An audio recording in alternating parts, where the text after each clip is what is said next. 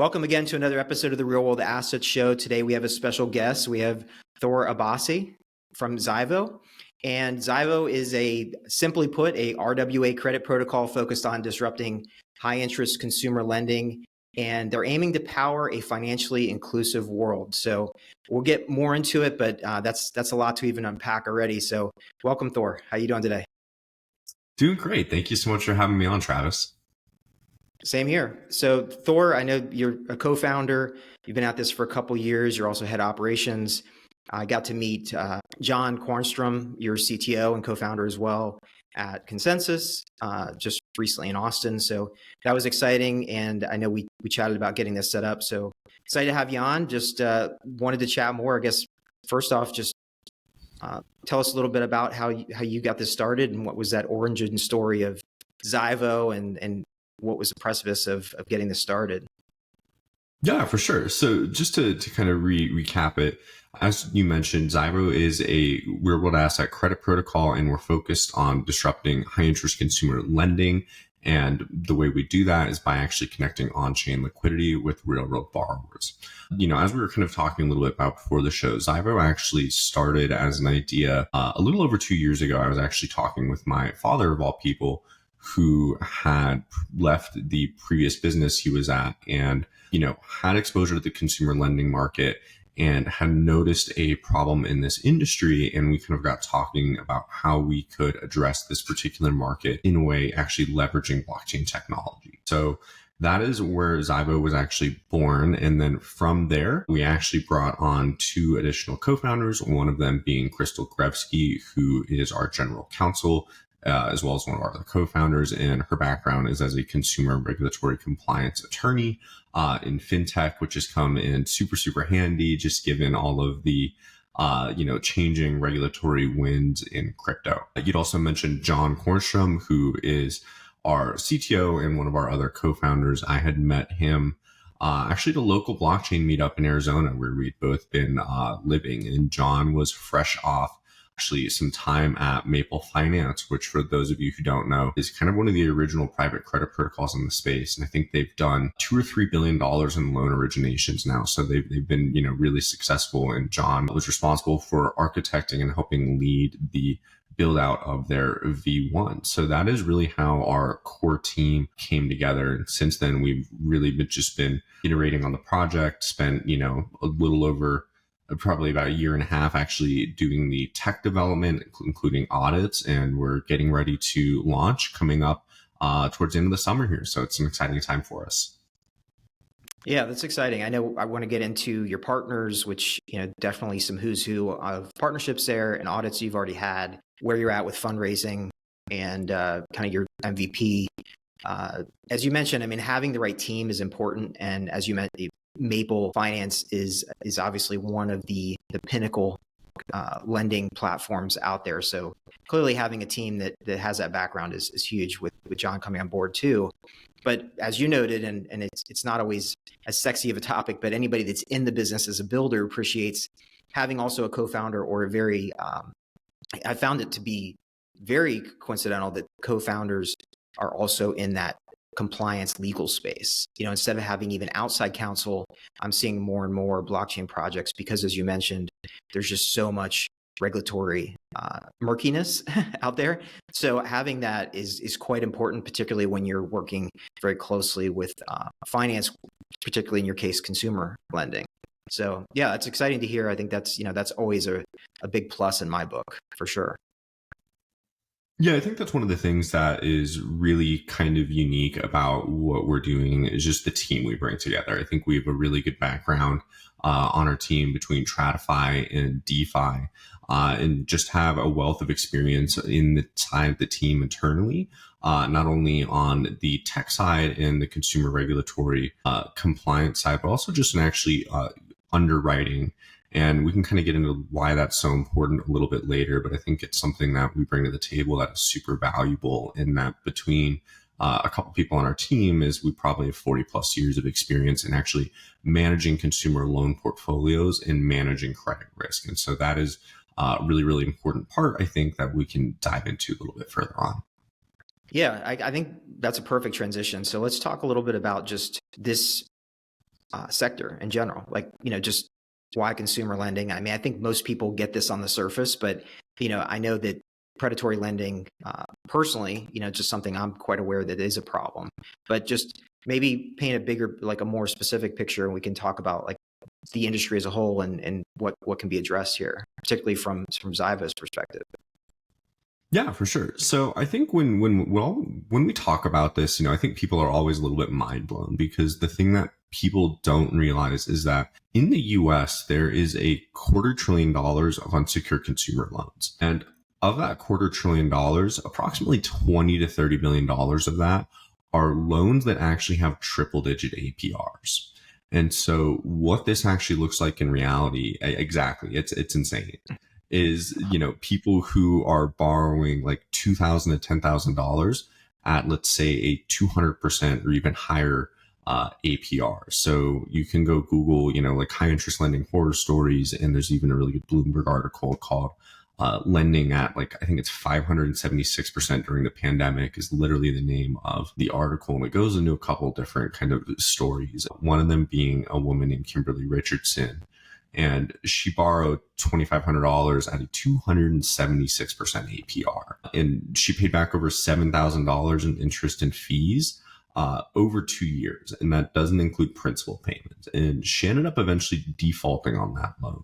And so we, as a kind of a protocol, exist to help people like Kimberly. Our focus is on individuals who fall into this sector that, are being mispriced, more or less. So someone like Kimberly, we have, we would view her as someone as a prime candidate for, working with our lending partner, because she has made, so many payments and she's paid back so much. Is, there's a realization there that, hey, this person is trying to do the right thing and pay off her loan. So without going into the secret sauce of kind of how our underwriting works, we're really focused on helping people like her in this industry.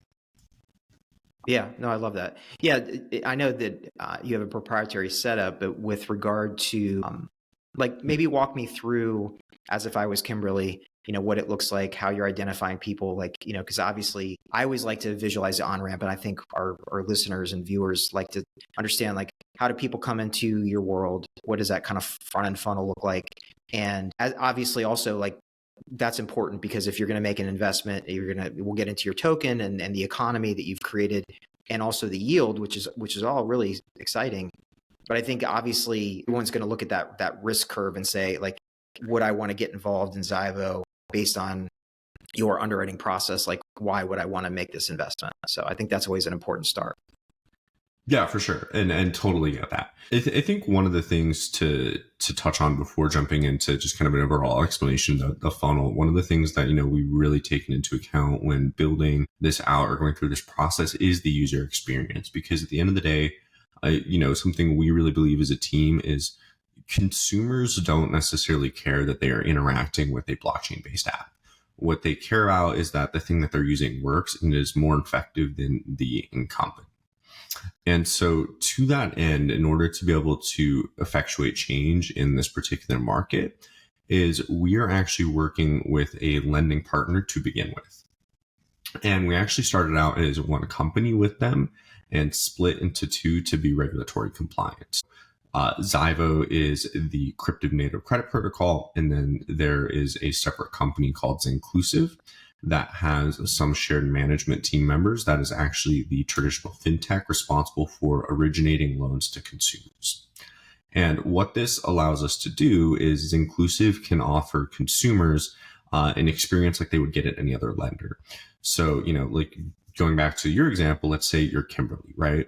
And let's say, you hear about us either through an advertisement on, let's say, Google or Facebook or a different kind of online channel, or even actually through direct mail, because a huge part in this industry still is actually sending people like flyers in the mail.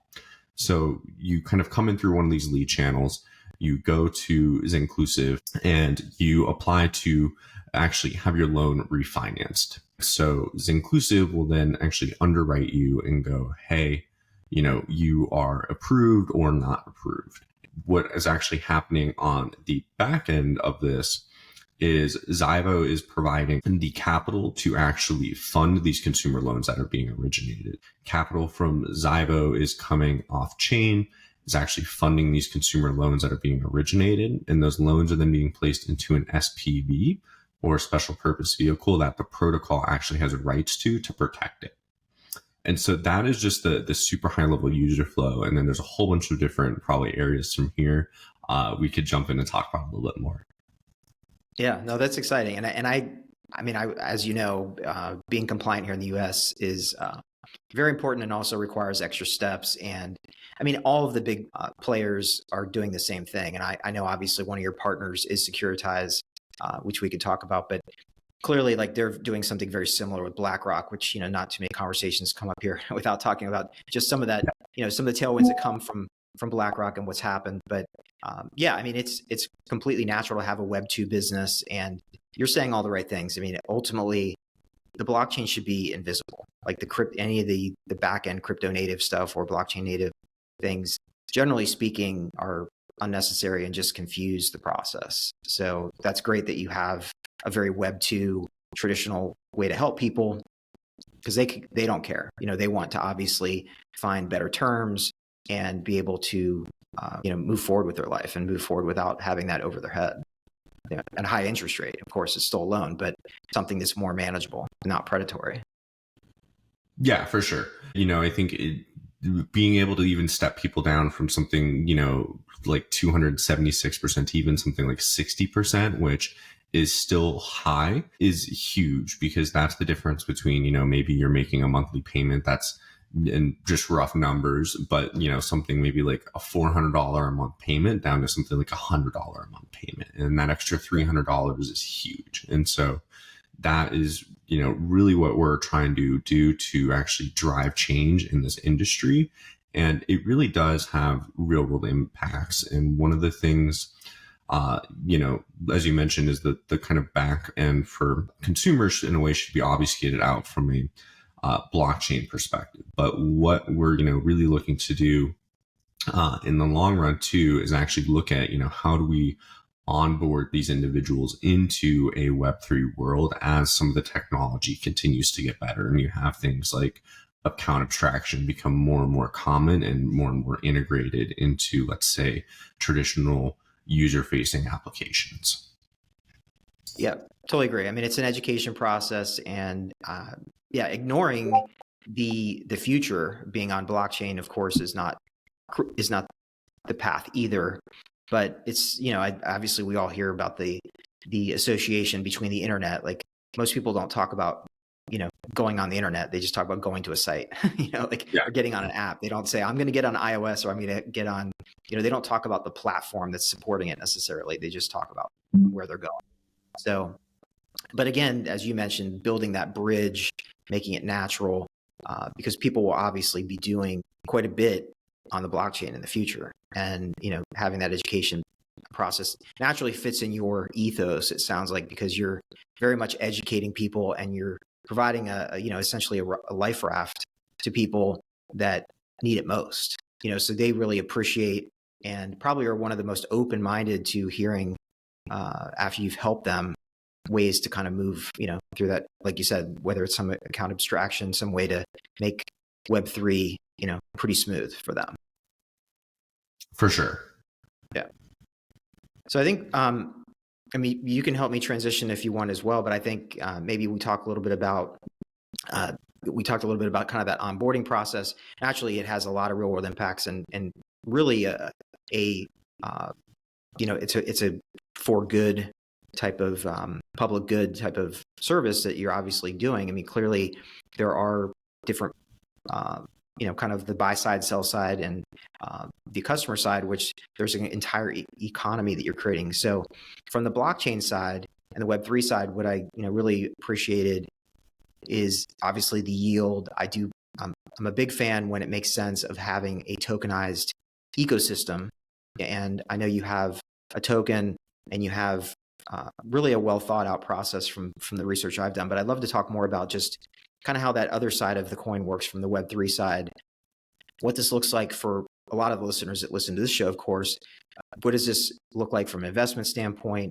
How are you structuring this? And, it sounds like you've done a lot of your homework on the front end, bringing people in, which is really important because you need customers and you need to solve a problem. And you guys have found a real serious problem. You've identified ways to solve it.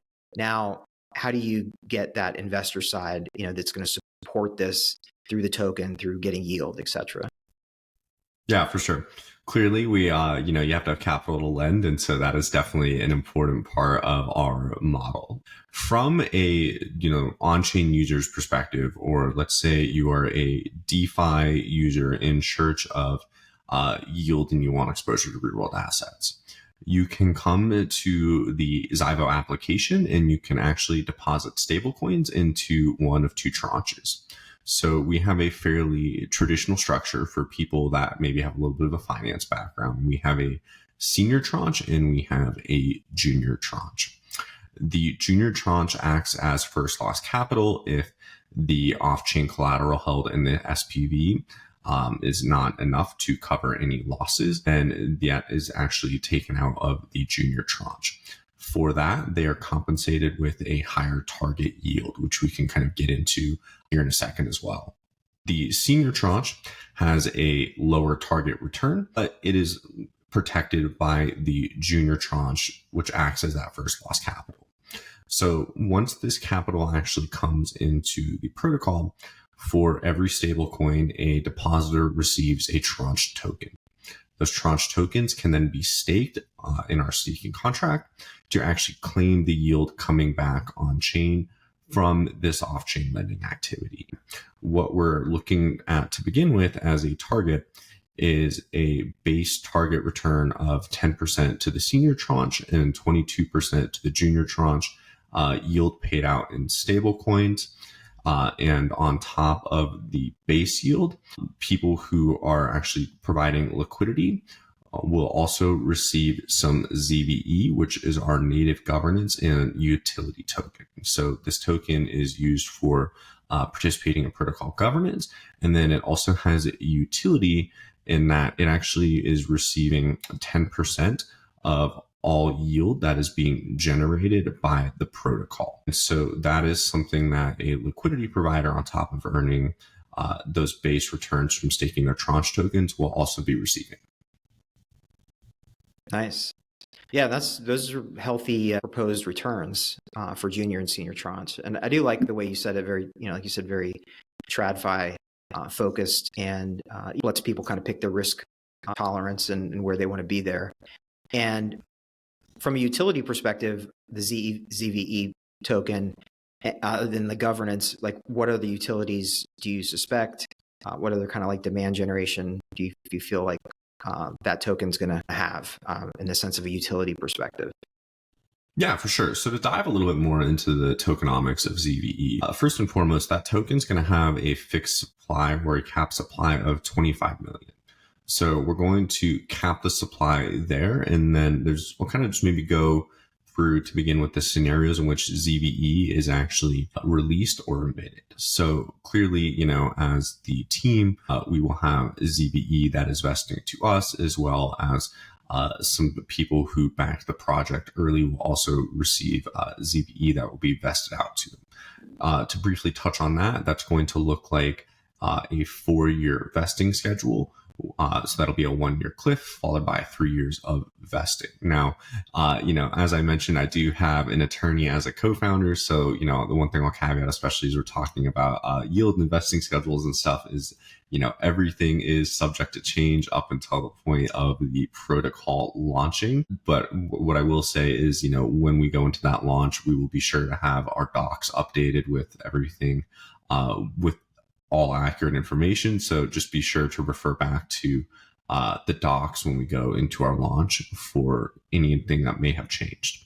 So that'll look like a 4-year vesting schedule for those individuals.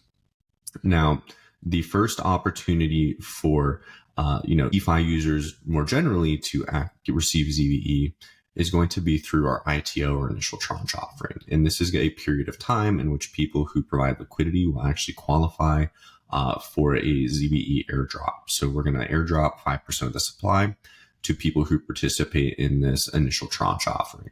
Going back to the legal side one more time is that'll just be restricted to people who are either U.S. accredited investors or non-U.S. persons. On an ongoing basis, we'll also have the ability to continue to incentivize liquidity deposits with ZVE emissions. In terms of usages for the actual ZVE token. So one, first and foremost, is the governance aspect of this. So the way our protocol actually works is all of the capital that is coming into the protocol is actually aggregated or essentially escrowed in a central DAO contract. You can almost think of this as like the central treasury, and that is like our Zyvo DAO.sol contract. From this central contract, what's actually happening is governance has the ability to allocate capital to different lockers. And at the locker level is where we are actually originating loans. And that the governance token has the ability to vote on which lockers to allocate capital to and can actually withdraw capital from these lockers. And then at the locker level, we would have different multi-sigs that are actually responsible for underwriting or originating loans to our lending partner. So that is kind of the high level of what the actual governance token does. And then finally, in order to actually claim that 10% yield that's flowing to the token, it will also need to be staked as well in order to claim that yield. Right. Okay. So you stake the ZVE to earn a share of the protocol revenue, and that's in the form of USDC, correct? Correct. Yeah. Okay. All right. Cool. All protocol revenue will get paid out in USDC. Okay. To begin. Makes sense. I mean, USDC is on, I don't know, 17 blockchain, or it's everywhere, right now. So probably the most universal of all tokens currently from a stablecoin perspective. So makes sense. And I'll just point out, I mean, obviously you have a lot of these graphs on your site, which I'll share, and your explainer video, quite a few things that are I don't even see very often with RWA projects with very, Web 2 explainer videos and things like that really kind of explain how the protocol works. I think I love how you guys did that. It's a cool setup. Yeah, we're very focused on transparency because I think, one of the things that we really believe is that blockchains are a better way to aggregate capital and are more capital efficient for some of these activities, especially when you're talking about things like tokenization and providing tokenized exposure.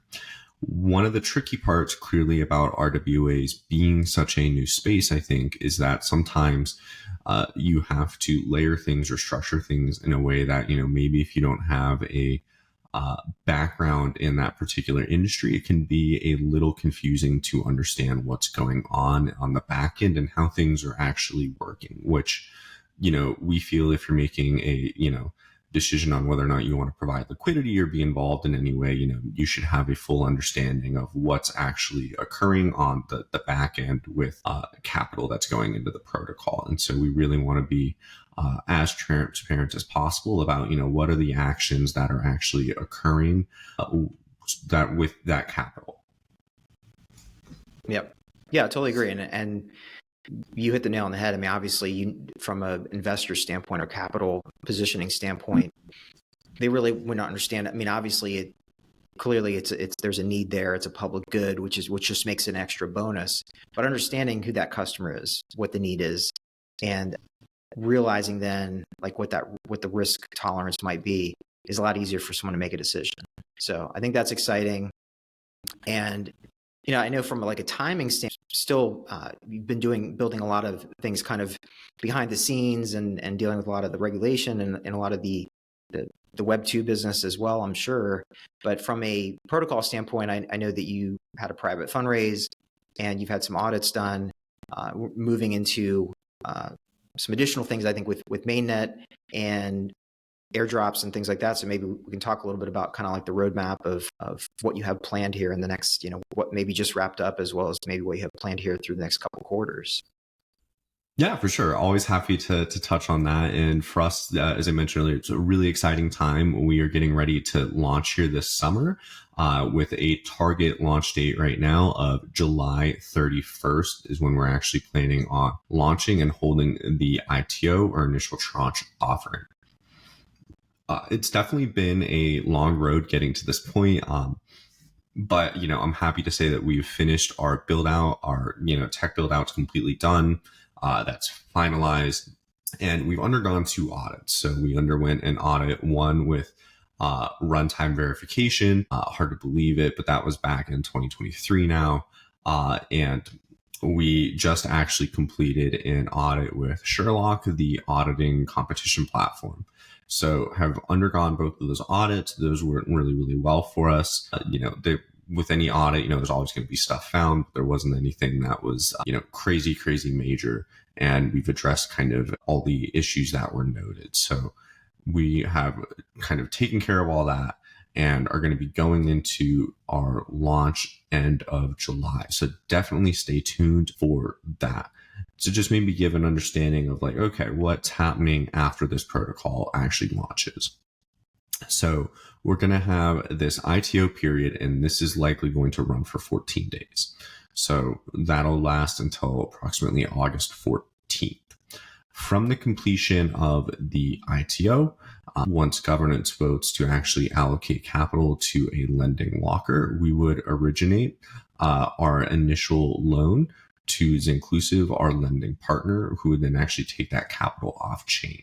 And what we are looking to do once Zinclusive has proven its underwriting models is very quickly begin to scale and grow our loan book past $25 million and actually prove just the concept out. Because I think what we are doing in a way is very much, traditional, but also at the same time is really novel. And so one of the things we want to do before we continue to scale is just prove the concept and show everything working. And I think that's going to be super, super important. I totally agree. Yeah, I mean, setting a benchmark of improving the concept of having that MVP and then having a dollar amount like the 25 million of saying, hey, this is where we feel is a good indicator of proving this out, and also gauging demand and gauging, I guess, kind of both sides of the funnel, supply demand. So yeah, I love to hear that. And timing is exceptional. And I think also looking at people in the market from the capital perspective, that's going to be a big factor too. Like, what's the appetite for this from an investor standpoint? I mean, I think from as you mentioned, from a accredited investor standpoint, I would imagine this is probably somewhat attractive. And again, it's new. So there's always that little bit of education process of this is the same, but it's a little different. And I'm sure, I'm simplifying that statement, of course, but I'm sure you can appreciate that. But there's always a little bit of that extra conversation. And the reason I said is because I also see that from accredited investors that when you say the word tokenization, as much as I love the word tokenization, you probably love it. They're really just looking at like black and white, like, okay, what's the returns? What's the risk profile? Like, how long am I locked up this long, et cetera? They're just looking at very simple metrics that they've probably looked at for 20 or 30 years. And they're making those decisions on that. Like the tokenization side or the DeFi side, it's not that they're not interested, but it's like the icing on top of the cake, so to speak. So I think that's changing, as we know. Like their appetites and people's interest in this sector is becoming, slowly happening. And then, like as they say, like slowly then all at once type of thing. I mean, we may experience that. We're experiencing some of that momentum now, but clearly there is a graduation process. So I like how you're kind of throttling that aspect of doing that and seeing where the demand is. And, from there, obviously being able to kind of move, into a scaling position is exciting. Yeah, for sure. I think the whole thing right now in terms of, yield is, I think we are very competitive amongst RWA protocols with the yields we are going to be offering out of the gate. And I think the thing that, we really believe too is in the long run, the yields as a protocol we are offering are going to be very attractive. I think we're in a position with the market right now where being that it's a bull market and being kind of the stage of the market cycle we're at right now, is, you have a, really good yield environment, which is great for all of us. It's, as a person who, is a DeFi user myself, I love times like this. It's fantastic, but we're really building as a long-term protocol and, are thinking about, 5 years from now, what does this environment look like? And as you continue to have broader adoption and the space continues to mature, you're going to see yield compression. And for us, it's, we want to be competitive now, clearly, with, the yields we are offering, but also it's what does it look like, a year or 2 years from now? And I think, when people are thinking about, protocols in the space too, that's something they should think about or consider, not just with, our project, but just protocols more generally. What is that, timeline actually look like? And is this something that is sustainable? Or is this something that is going to be, only here for the next 2 or 3 months? And, neither of those necessarily are bad or good, but, just understanding those things I think is really important. Yeah, you make a great point. And like you said, the yield environment right now is quite attractive. And as the numbers that you suggested, again, I know that that's not financial advice or guaranteed legal advice, as you mentioned, but realistically, it's great yield. And as you mentioned, there will be yield compression eventually. I mean, the markets always ebb and flow, and we are obviously in a very attractive yield environment currently. And I think that emphasizes where I like to, or close out like a lot of this conversation, is that yield is one of the biggest things with RWAs. And I'd say like that. I know I don't have to tell you that, but I think that's clearly why I think you're going to see continued demand from that aspect. And I have to ask, of course, I know that it's murky, but are you going to work on non-accredited investors being able? I know the answer is probably yes, but like, what are your thoughts about U.S. non-accredited investors being able to participate in this at some point? Do you think that's realistic? At least for the foreseeable future, I think the answer is likely no. I am not an attorney, and so I can't speak to it. This is an area, as I mentioned before, is we do have in-house general counsel, and she's one of my other co-founders, and Crystal's fantastic and would be the person to probably ask for an opinion on that. But all I'll say is, we are really strong on regulatory compliance because, one of the things I think for us is that as you continue to see the merging of, TradFi or DeFi, the lines between these two things become really, really blurry. The people who, in our opinion, are going to be successful in the long term are those people who are going to be compliant. And so that's really what we're focused on doing, is being compliant with all applicable laws and regulations, because, for our roadmap and where we want to go is we believe that's going to position us to be successful. So, one of the things we haven't really touched on a ton that I can maybe briefly talk on is, for us initially, what we're doing is we're working with a lending partner to originate these loans. And we're doing that to be compliant, and also because the technology is probably not quite where we'd want it to be in order to, let's say, actually originate loans directly to consumers.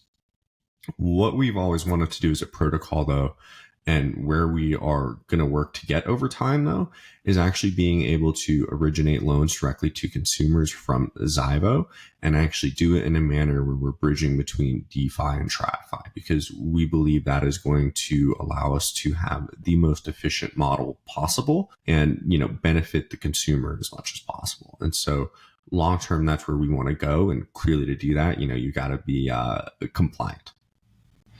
100%. Yeah, and I know you touched on that earlier, like using a third-party lending partner is a great way to enter the space. And, again, learnings and being able to kind of have that MVP. And from there, of course, you can expand, obviously, between blockchain, AI, and so many other things now. I'm sure that Zyvo will be able to, like you said, kind of build your own lending protocol that maybe is Web3 native, that, may still have a Web2 kind of front end clearly and onboards people in a smooth way, but it has a full blockchain backend, which is great. Yeah, and that's what we're at over time. Nice. So anything else that you want to add? It's been a great conversation, Thor, for sure. No, I think this has been a fantastic conversation. Travis, thank you so much for having us on, and would highly recommend that anyone who hasn't, definitely go check out the RWA Builders site. And I would just kind of leave it on this, for those who maybe were joining late or only caught the back half of the podcast, my name is Thor. I'm one of the co-founders of Zyvo, and we're a real world asset credit protocol focused on disrupting high interest consumer lending. If you think this market shouldn't exist like we do, I invite you to join us and participate in our launch, which is going to be happening at the end of July. So Travis, thank you again for having me on. It's been a pleasure. We'll talk soon and look forward to following everything as we approach your launch date. Much Thanks, appreciated. Thor. Cheers.